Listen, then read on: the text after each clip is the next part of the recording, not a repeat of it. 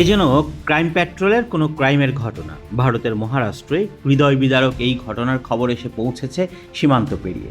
মাত্র ১২ বছর বয়সী এক বাংলাদেশি কিশোরী নিষ্ঠুর মানব পাচার চক্রের হাতে পড়ে ৩ মাস ধরে অকল্পনীয় যৌন নির্যাতনের শিকার হয়েছে। অভিযোগ অনুযায়ী অন্তত ২০০ জন মানুষ এই নিষ্ঠুরতার সঙ্গে জড়িত ছিল।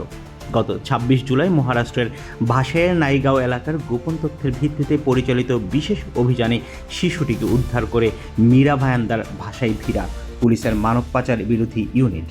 অভিযানে সহায়তা করে বেসরকারি সংস্থা এক্সোডাস রোড ইন্ডিয়া ফাউন্ডেশন ও হারমোনি ফাউন্ডেশন। এই ঘটনায় এখন পর্যন্ত ১০ জনকে গ্রেফতার করেছে পুলিশ।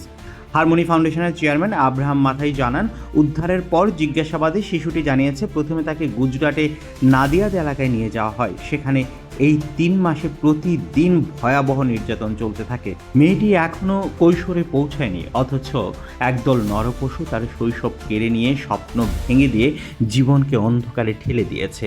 পুলিশ তদন্তে উঠে এসেছে আরও চমকপ্রদ তথ্য। স্কুলে এক বিষয়ে ফেল করার পর বাবা মায়ের বকাঝকা এড়াতে পরিচিত এক নারীর সঙ্গে পালিয়ে যায় মেয়েটি। সেই নারী তাকে গোপনে ভারতে পাচার করে দেহ ব্যবসার জালে ফেলে দেয়। আব্রাহাম মাথায় অভিযুক্ত সব ব্যক্তিকে দ্রুত আইনের মুখোমুখি আনার দাবি জানিয়েছেন। এমবিভির পুলিশ কমিশনার নিকেত কৌশিক বলেন, আমরা শুধু এই চক্র ভেঙে দেওয়াতেই থামব না, ঝুঁকিপূর্ণ কিশোরীদের জন্য নিরাপদ পরিবেশ তৈরি করাও আমাদের দায়িত্ব। আব্রাহাম মাথাই আরও একটি গভীর সত্য তুলে ধরেন, এটি কোনো একটি ঘটনা নয়, প্রতিটি উদ্ধার অভিযানের পেছনে থাকে এমন এক শিশু যাকে প্রথমে ব্যর্থ করেছে তার নিজের পরিবার আর পরে সমাজ। অনেক বাবা মা সন্তানের মঙ্গলের জন্যই কঠোর আচরণ করেন, কিন্তু যেখানে দরকার ছিল বোঝাপড়া ও সহমর্মিতা, সেখানে তৈরি হয় দূরত্বের দেয়াল। স্থানীয় সমাজকর্মী মধুশঙ্কর জানান, তিনি প্রায়ই ভাসি ও বেলাপুর এলাকায় ছোট ছোট মেয়ে শিশুদের ভিক্ষা করতে দেখেন।